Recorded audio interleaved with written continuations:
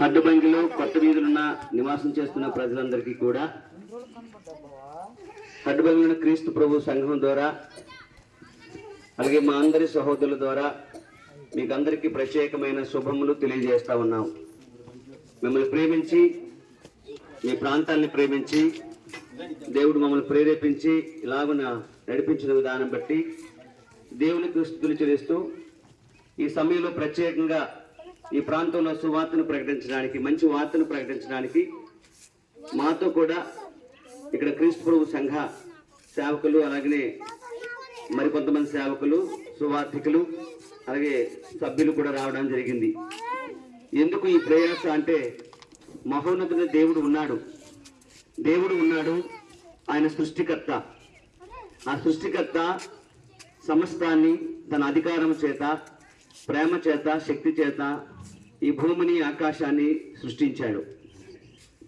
ఎందుకొరకు సృష్టించాడంటే ఈ ప్రకృతిని తన మనసులో, తన ఉద్దేశంలో ఉన్న మానవుడు, తన పోలికలో సృజించబడిన మానవుడికి ఈ భూమి మీద జన్మించబడినప్పుడే తనకన్నా ఆ బిడ్డకు ముందు, దేవుని బిడ్డకు ముందు ఏమి కావాలో, వారి అవసరాలు ఏంటో ఎరిగిన దేవుడు, తన కుమారుడికి, కుమార్తెకు ఏం కావాలో ఎరిగిన దేవుడు మనకన్నా ముందే, ఈ భూమి మీద మానవుడు జన్మించక ముందే జగత్తును, అందరి సమస్తాన్ని నిర్మించాడు దేవుడు. ఈరోజు ఒక చంటి బిడ్డ ఒక తల్లి గర్భంలో పడిందంటే ఇరువురు తల్లిదండ్రులు కూడా పుట్టబోయే బిడ్డ గురించి ఎంతగా ఆలోచిస్తారో, ఎంతగా సమయాన్ని వెచ్చిస్తారో, చదువు కొరకు, బట్టల కొరకు, పోషణ కొరకు, సంరక్షణ కొరకు ఎలాగైతే ఆలోచిస్తారో, ఈ భూమి మీద జన్మించబడిన మానవుడి కొరకు తండ్రి అయిన దేవుడు అలా ఆలోచిస్తున్నాడు. అలా ఆలోచించి మానవుడు శ్వాస పీల్చుకోవడానికి గాలిని, ఆహారానికి కొరకు పంటల్ని, నివాసయోగ్యంగా భూమిని తయారు చేసి మనిషి బ్రతకడానికి, చలించడానికి, ఉనికి కలిగి ఉండడానికి యోగ్యమైన రీతిలో దేవుడు దీన్ని సృష్టించాడు. ఈ సృష్టిని అనుభవిస్తున్న ప్రతి మానవుడు, నీవు నేను అనుభవిస్తున్న ఈ గాలిని గాని, సృష్టిని గాని గమనిస్తున్నప్పుడు, చూస్తున్నప్పుడు, అనుభవిస్తున్నప్పుడు దీన్ని తయారు చేస్తున్న దేవుడి గురించి ఆలోచన చేయాలి. అది ఆయన తపన, అది ఆయన ఆలోచన. పుట్టిన బిడ్డ, సంరక్షించబడుతున్న బిడ్డ, పోషించబడుతున్న బిడ్డ తల్లిదండ్రుల ప్రేమను ఎలాగైతే గుర్తించాలో, మన కొరకు సమస్తాన్ని సృష్టించిన దేవుని యొక్క ప్రేమను అలాగే గుర్తించాలని ఆయన కోరిక.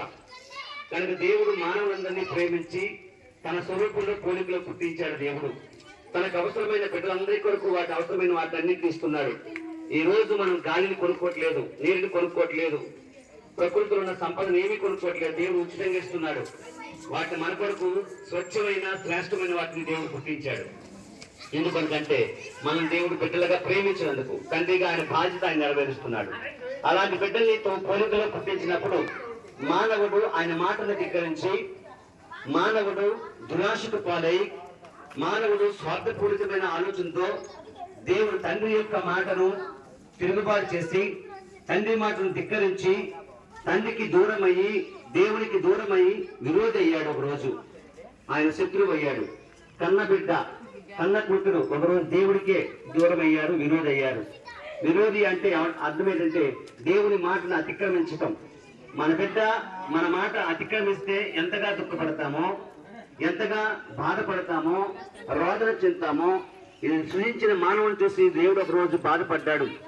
ఇలాంటి మనుషుల్ని నేను తయారు చేస్తానని ఒక రోజు సంతాపం అందాడు. ఆ మనిషి అలాగ దేవుడికి దూరమై వైరంతో, శత్రువుతో బ్రతుకుతూ పాపంలో కొనసాగుతున్నాడు. దేవుని మాటకు వ్యతిరేకించడం అనేది అనే మాటకు అర్థం ఏంటంటే పాపం చేయటం. ఆజ్ఞ అతిక్రమే పాపం అని దేవుని గ్రంథంలో రాయబడింది. పాపం చేసి మనిషి దేవుడు దూరమైనప్పుడు ప్రేమించిన దేవుడు దగ్గర చేర్చుకోవాలని ఆ దూరమైన మానవుని కొరకు ఒక సంకల్పాన్ని సంకల్పించాడు. కనుక రక్షణ మార్గాన్ని దేవుడు ఏర్పాటు చేశాడు.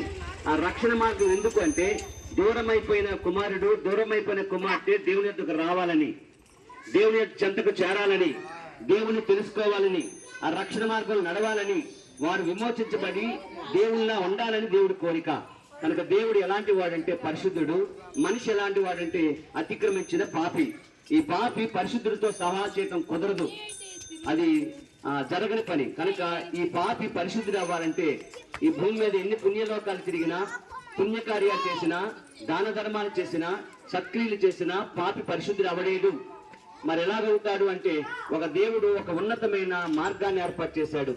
దేవుడు ఉన్నతమైన శ్రేష్టమైన ఒక ఉన్నతమైన కార్యాన్ని ఏర్పాటు చేశాడు. ఆ కార్యం ఏంటంటే పరిశుద్ధులైన మనుషుని యొక్క రక్తము చేత విమోచన ఏర్పాటు చేశాడు. ఈ భూమి మీద పరిశుద్ధ రక్తం ఎవరికైనా ఉందా అంటే ప్రతి మనిషి పాపే, పరిశుద్ధుడు ఎవరూ లేరు. కనుక తన సొంత కుమారుణ్ణి ఈ భూమి మీదకి శరీరధారిగా పంపించి ఆయన ప్రభు అయిన యేసుక్రీస్తు వారిని పంపించి ఆయన ద్వారా మనుషుల యొక్క పాపాన్ని విమోచనించాడు. ఆ విమోచన ద్వారానే ఈ రోజు మనం అందరం కూడా శత్రువులైన మనము, దూరమైపోయిన మనము దేవుడికి దగ్గర అవుతున్నాం, సహవాసం చేస్తున్నాం, ఆయన కుమారులుగా పిలబడతాం. కనుక ఈరోజు ఆలోచన చేయండి. పాపం చేసి దేవునికి శత్రువులుగా విలువేయబడి తృణీకరించబడి కుమారత్వాన్ని పోగొట్టుకుంటామో, పాపం నుంచి విడుదల పొంది పరిశుద్ధులుగా తీర్చబడి రక్షణను నడిచి ప్రభువుని అంగీకరించి విశ్వసించి నీతిమంతులుగా తీర్చబడి ఆ మార్గం నడుస్తామో ఎవరికి వారు ఆలోచించాలి. ఈ ఆలోచన జ్ఞానాన్ని దేవుడు మనిషికి ఇచ్చాడు, వివేచన శక్తిని మనిషికి దేవుడు ఇచ్చాడు, అన్నిటిని ఆలోచించే శక్తిని కూడా మనిషికి దేవుడు ఇచ్చాడు. ఆ వివేచనతోనూ ఆ జ్ఞానంతోనూ ఆ మంచి మనసుతోనూ మీరు ప్రభువుని అంగీకరించాలని, వెంబడించాలని, ఆయన విశ్వసించాలని కోరుకుంటున్నాం. ఈరోజు ఆ ప్రభువుని నమ్మడం బట్టి, మా పాపాలు విమోచించడం బట్టి ఈరోజు ఏది లేకపోయినా మనశ్శాంతి కలిగి ఉన్నాం, ప్రశాంతత కలిగి ఉన్నాం, సమాధానం కలిగి ఉన్నాం, నిండు మనసుతో దేవుణ్ణి ఆరాధన చేస్తున్నాం.